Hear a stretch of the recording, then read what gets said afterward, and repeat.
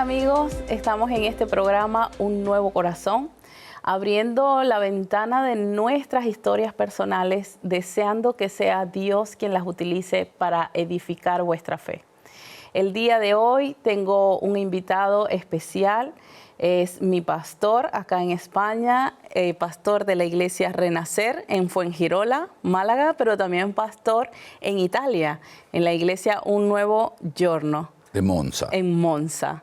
Pastor, gracias por aceptar esta invitación, sobre todo por el tema que vamos a hablar hoy, que es un tema muy personal, es algo familiar, pero que la motivación es poder animar a otros hermanos que se estén pasando por una situación, bien sea igual a la suya o por una prueba similar. Hoy el título es Dios ha oído mi ruego, porque está basado en un salmo que a usted le gusta mucho. La verdad que sí.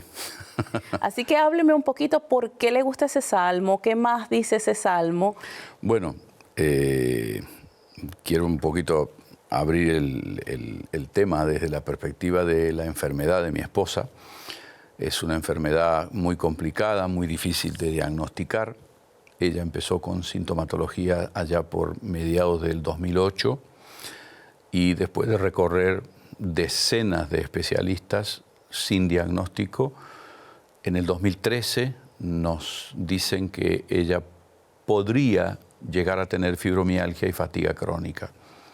Estas dos enfermedades en ese momento todavía no tenían un análisis que la pudiera diagnosticar como diabetes, un infarto, cáncer, no. Es una enfermedad que se saca por descarte y mientras tanto la persona deja de ser ella misma. De hecho, Susana fue perdiendo capacidades a punto tal de que no se podía levantar sola de la silla, pasaba meses en los cuales no salía del departamento, yo la tenía que ayudarle a ir al baño, bañarla, o sea, vivía como si tuviera 95 años con 45. Era... Era muy difícil. Muy difícil, muy difícil. Ahora bien, pastor, cuando ustedes empezaron a vivir esto, ya ustedes estaban sirviendo al Señor como pastores. Sí, en la segunda iglesia que fundamos en Italia, nosotros fundamos la iglesia, inauguramos, por así decir, la iglesia en Monza en abril del 2008 y en julio del 2008 yo estaba por iniciar un partido de fútbol y me caigo, me quiebro la muñeca y la caída fue provocada porque automáticamente es como que me desconectaron el cerebro. Estuve una semana internado en un hospital sin diagnóstico y cuando salí me dijeron que tuve un episodio epiléptico. Ese episodio epiléptico me dijeron, ¿se puede volver a repetir? Yo pregunté y me dijeron, no lo sabemos. Dice, quizás sí, quizás tal vez sí, o te digo, bueno, entonces deme algún medicamento para la... Me dice, no, es que usted no es epiléptico. O sea, fue un evento aislado. Un evento totalmente aislado provocado por el estrés. Ya. Eso fue lo que me dijeron. Claro, si yo sumo, nosotros en 2 años vivimos en 3 países que hablan 3 lenguas diferentes y fundamos 2 iglesias y yo trabajaba en ese momento desde las 10 de la noche hasta las 6 de la mañana del otro día. Volvía los domingos a la mañana a las 6 de la mañana a mi casa, después de una hora de coche, me cambiaba, me bañaba, tomaba un café y nos íbamos a empezar las reuniones de la iglesia hasta la 1 de la tarde, 1:30, terminábamos, teníamos consejería. O sea que estaba sobreexigiendo su cuerpo. Totalmente. Con ese tema es que pudiéramos hacer otro programa de la importancia de que aunque seas ministro del Señor, tienes que cuidarte, ¿no? Sí, sí, sí. Total. Ahora bien, pastor, usted me dice que luego de ese episodio en el que se rompió la muñeca, usted tuvo esta Susana esa noche no durmió bien. Sí. Cuando supo que yo había sido llevado con pronóstico reservado, sí. Imagínate, hacía 1 año que vivíamos en Monza, sí. Y me internan con pronóstico reservado y claramente esa noche ella no durmió y al día siguiente tampoco, porque yo estaba, o sea, para mí fueron como 18 horas en las que mi cabeza no funcionaba. Estaba funcionando bien. No funcionaba, estaba literalmente ido. Sí. De hecho, no me acuerdo. Claro. O sea, tengo un hueco ahí en mi memoria que no sé. ¿Qué pasó? No sé qué es lo que pasó. Y bueno, ella empezó a no dormir varias noches.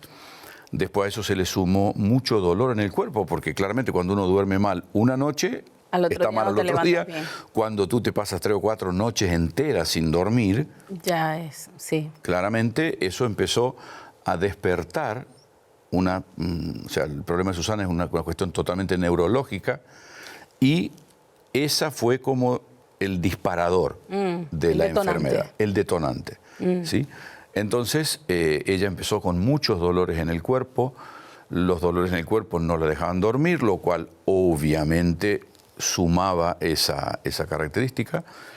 Y bueno, empezamos a ir a un médico, reumatólogo, neurólogos. Claro, porque tenían los síntomas, pero no un diagnóstico. No. 5 años sin diagnóstico. Y que eso lo hace más frustrante todavía. Yo viví una situación reciente que usted conoce con mi mamá.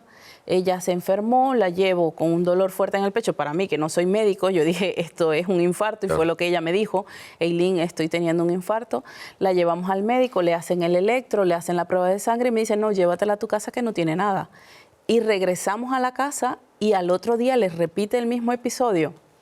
Vamos al médico, vuelve a salir el electro, la sangre bien, llévatela a tu casa.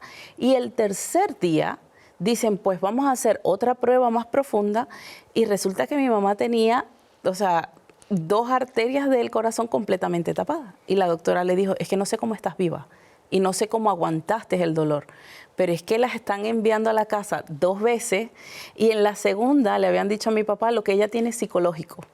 Bueno, a Susana, te digo la verdad, o sea, no solo que los médicos nos decían que era psicológico, sino que además también nos encontrábamos en más de una oportunidad con gente que nos decía, pero ustedes han orado usted ha orado por ella, la ha ungido con aceite, usted Está cuestionando la fe.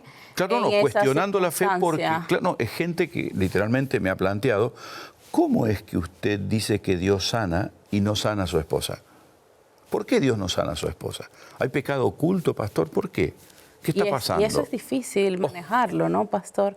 Es difícil porque en medio de la prueba hay una vulnerabilidad. Totalmente. En donde deberíamos como tratar a la persona con algodones, porque todo duele, ¿no? Claro, lo que pasa es que ahí se dispara, en cierta manera, un mecanismo que tienen las personas que no son espirituales. Y dicen, ok, aquí tengo algo con que pegarle a quien veo espiritual.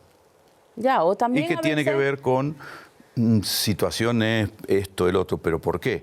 Porque de alguna manera ponemos como que es una enorme victoria cuando alguien se sana de un cáncer, sí, y es una derrota cuando alguien se muere de cáncer. Es una visión totalmente distorsionada del Evangelio, porque cuando yo voy a Hebreos 11, la realidad es otra. Algunos cerraron boca de leones, otros fueron comidos por los leones. Los dos honraron a Dios. Sí. Ese es el tema. Y ahí entra en juego la soberanía de Dios. Claro. El carácter soberano de Dios. Absolutamente. Aún incluso si usáramos la última oración de Jesús en el Getsemaní, ¿no? Y en donde Él dice, si es posible, claro, de pasar de mí esta copa, pero que no se haga mi voluntad, que cuál era su voluntad, la está dejando en manifiesto. Sí, totalmente. No quiero pasar por la cruz. No, claro, si es posible, evítalo. Sí, pero sino que se haga tu voluntad. Y allí el poder decir nosotros, Señor, yo quiero que la sanes. Claro. Pero yo voy a confiar que sea cual sea tu respuesta, es para hacer tu voluntad, para glorificarla, ¿no? ¿Cómo lo vivieron, pastor, como familia? Primero vamos a hablar el entorno familiar y luego lo mostramos que en su parte como pastor, ¿no? Que no lo puedo imaginar cómo lo podía llevar. Pero como familia, ¿cómo vivieron esto de no tener diagnóstico durante 5 años? Bueno, nuestros hijos, por gracia del Señor, realmente nuestros hijos siempre nos acompañaron en la iglesia, siempre. De hecho, días atrás cuando celebramos los 20 años de ministerio en Europa, yo lo dije claramente que la iglesia de Monza no existiría si no fuera por mis hijos. No existiría. ¿Por qué? Porque ellos estuvieron y están ahí. ahí, y lógicamente con todo lo que implica ser el hijo del pastor. Sí. ¿Sí?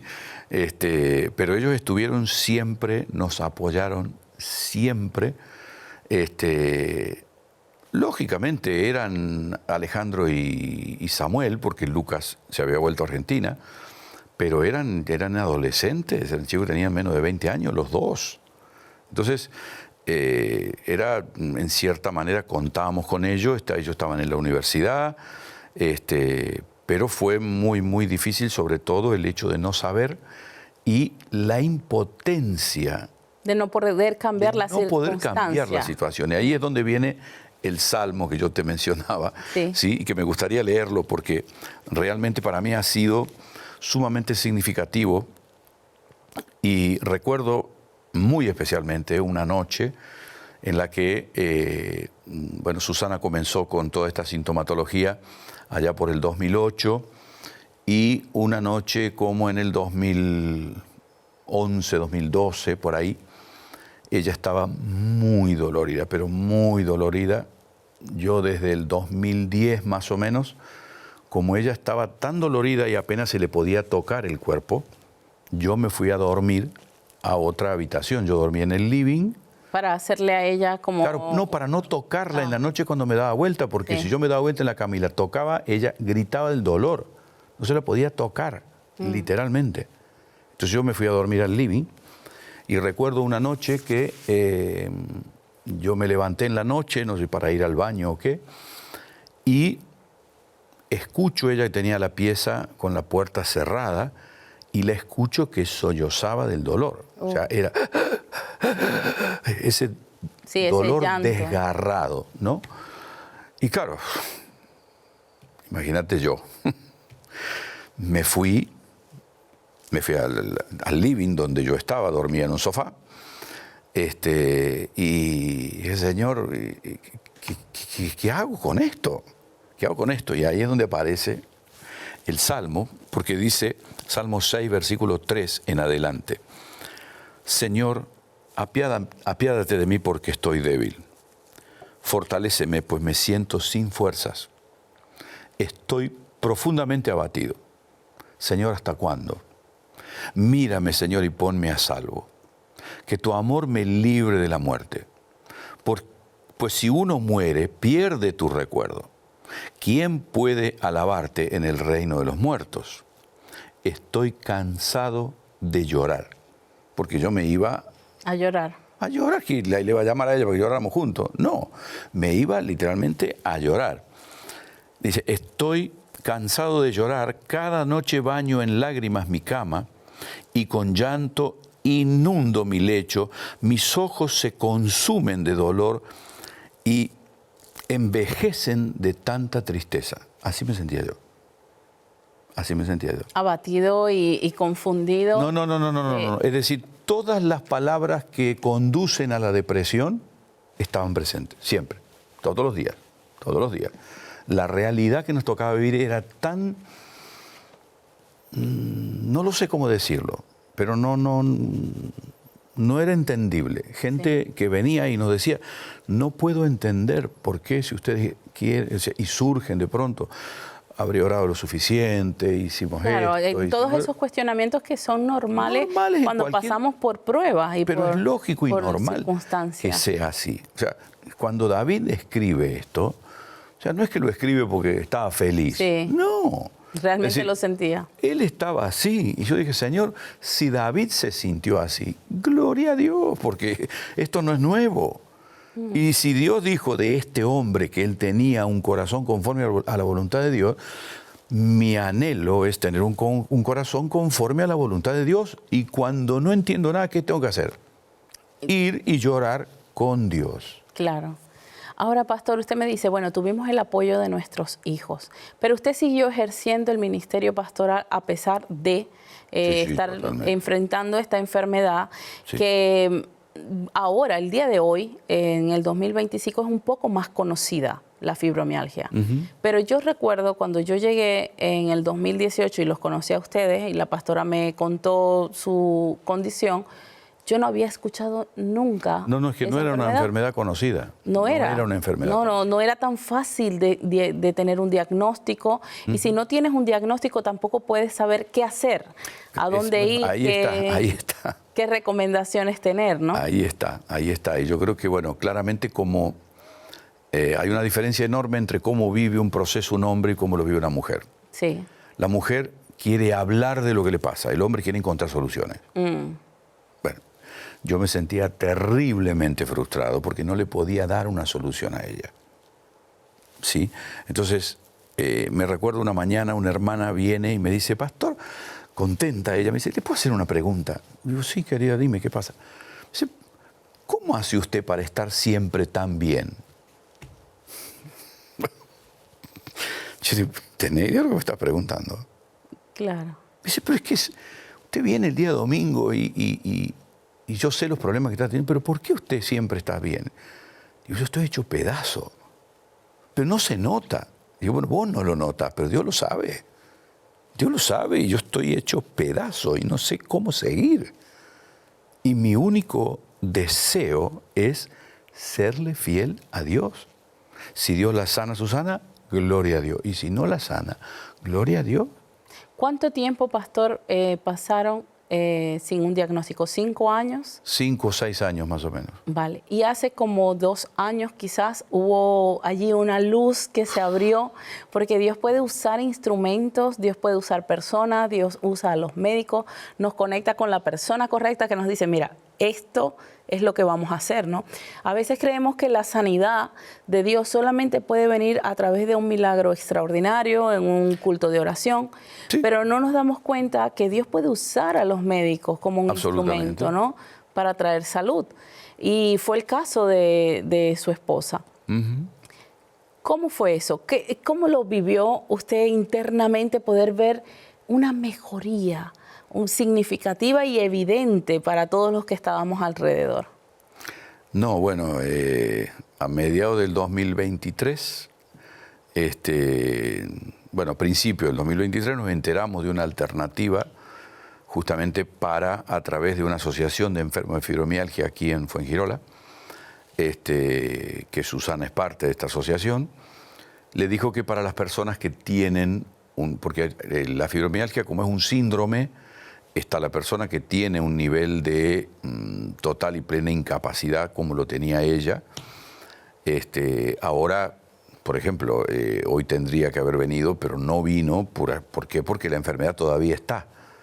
Solo que claramente los efectos son mucho menores, ¿sí?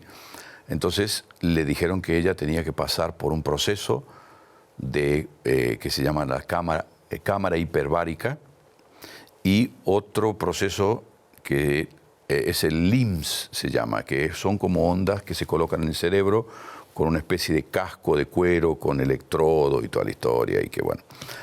El punto es que, claro, nosotros dijimos, fantástico, hagámoslo. Y recuerdo que, bueno, dijimos, bueno, ¿y cuánto puede costar esto? Porque esto no lo cubre la seguridad social. No lo cubría la seguridad social. Es un tratamiento innovador, es algo... Es algo totalmente nuevo y que necesariamente teníamos que intentarlo. Claro. Y digo, bueno, ya veremos cómo hacemos. Claro. Lo hicimos en un hospital en la ciudad de Lucena, que está de aquí a 2 horas de auto más o menos. Y bueno, claramente no fuimos a vivir a Lucena porque teníamos que ir, cosas, ¿no? Teníamos que ir todos los días al hospital para que le hicieran los 2 tratamientos. Los médicos la iban monitoreando, le hacían exámenes de sangre, exámenes de esto, del otro, y que bueno, la realidad es que todo el paquete nos costó más de 10.000 euros. Y wow. ¿Sí? ¿De dónde sacamos nosotros 10.000 euros? Claro. Bueno, una semana antes de irnos, yo hice un vídeo pidiendo que oraran por nosotros, literalmente. No pedí ofrenda. Bueno, para mí este milagro es mayor que el tema de la sanidad, porque en menos de una semana conseguimos los 10.000 euros. Una locura. Sí. Una locura, literalmente. En menos de una semana conseguimos los 10.000 euros. Y ahí pudo Gente de ver usted también a Argentina, de Dios, Brasil. ¿no? Creo que obvio. Ahí a Dios obvio. diciendo, sí, yo les Sí, estoy sí. abriendo el camino para este tratamiento, pero yo también lo voy a financiar, Sí, yo también totalmente. lo voy a proveer. Es que si Dios quiere hacer algo, las circunstancias son problema de Él. Sí, Yo tengo que saber qué es lo que Dios quiere. Y nosotros oramos y lo pusimos, recuerdo cosas bastante específicas. Señor, si es tu voluntad que se dé esto, si es tu voluntad que se dé aquello, si es tu voluntad que se dé esto. O sea, como Elías cuando enfrenta a los profetas de Baal. sí. Si viene del cielo va a arder igual, aunque lo ponga Le bajo el pongamos agua. agua y agua. No importa cuánta agua hay. Si viene del cielo se va a quemar igual. Fue como un refrigerio, pastor, ver una mejoría que había esperado durante tanto tiempo. Sí, sí. Y por ejemplo, hace, ya casi 2 años que empezamos esta terapia, y ahora un mes atrás, en un momento estábamos caminando con Lucas y Almendra, y Lucas me abraza y me dice, tengo la sensación de que estoy recuperando a mi mamá. Ay, qué hermoso.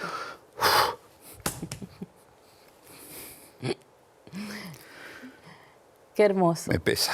No, es que es normal que se emocione. O sea, es un milagro que habían esperado durante tanto tiempo y que quizás en algún momento se perdió la esperanza de que pudiera ser, ¿no? No, nunca perdí la esperanza de que Dios la pudiera sanar.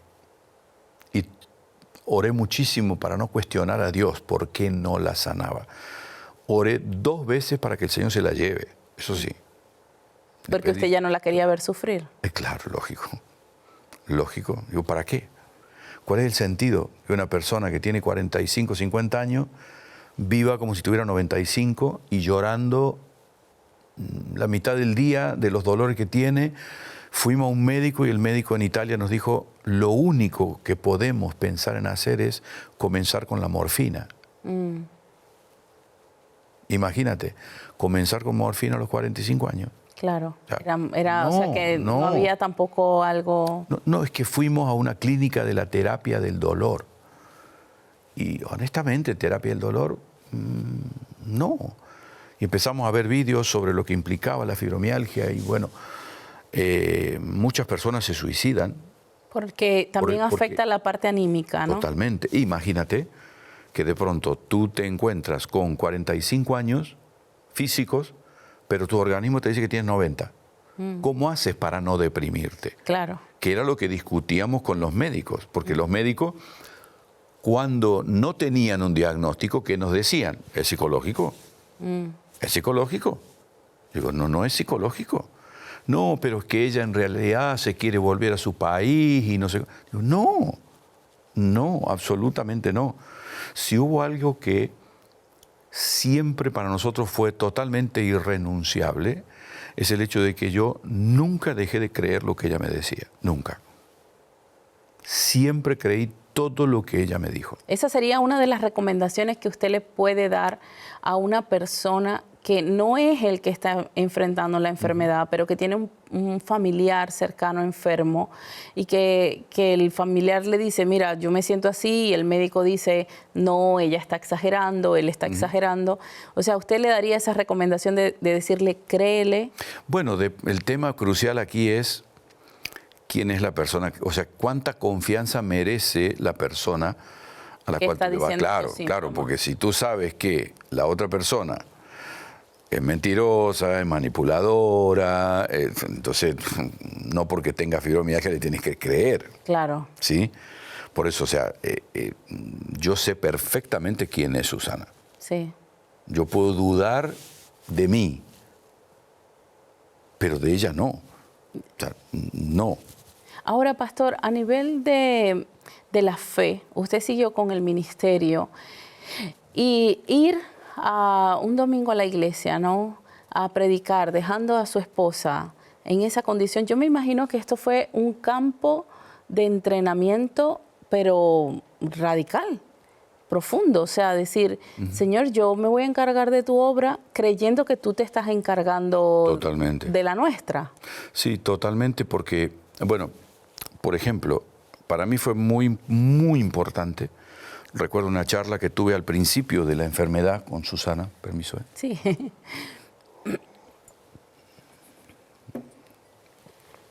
Al principio de la enfermedad, que no entendíamos qué le pasaba a Susana, recuerdo que hablé con una hermana que yo le conté lo que Susana estaba viviendo y cómo yo percibía que debía estar primero con ella que con cualquier otra persona. Claro. Porque soy uno con ella, Sí. no soy uno con mis hijos y obviamente no soy uno con la iglesia. Jesús es uno con la iglesia. Sí.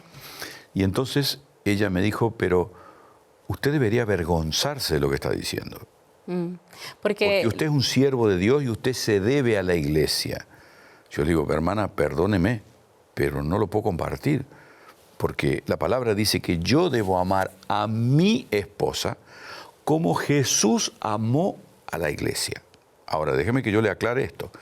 Si yo supiera que hay otro hombre que ama a mi esposa como yo la amo, a mí no me causaría mucha gracia. Porque mi esposa es mía y yo soy de ella. Y eso es lo que le pasa a Jesús con la iglesia. Yo soy alguien que sirvo en la iglesia, pero no puedo amar a la iglesia como Jesús la amó. Es que aquí lo que puedo ver, pastor, es que estaban tantas cosas en juego, porque usted tiene un rol de pastor, tiene un rol de padre, tiene un rol de esposo, y los tres son muy demandantes. Ser pastor no es nada fácil. A veces no conocemos que el pastor también tiene necesidades, que el pastor también tiene límites, que el pastor también necesita tiempo con su familia, que tiene días malos y buenos como los tenemos todos, sino que ponemos un estándar muy alto para el pastor. Y enfrentar esa enfermedad, que era una enfermedad crónica, como usted la dijo, y seguir con el ministerio, yo no tengo duda que pudo haber sido muy difícil, y llevar esas palabras a veces con falta de empatía que podemos tener. Nos quedan unos segundos para terminar, pero quisiera que usáramos este testimonio, pastor, como para decirle a las personas, estás viviendo una situación difícil, quizás los que tienes alrededor no te comprenden, pero Dios sabe lo que estás viviendo y Dios no te va a abandonar, ¿no? Absolutamente. Yo creo que si son 30 segundos que nos quedan, pero... Cierro solamente con un versículo que es tan importante para mí como lo que leía respecto al Salmo 6, y es lo que Job dice de Dios. Aunque Él me mate, en Él esperaré. Eso es confiar en Dios. Dios les bendiga, sepan que Dios nos oye y nos vemos en un próximo programa. Bendiciones.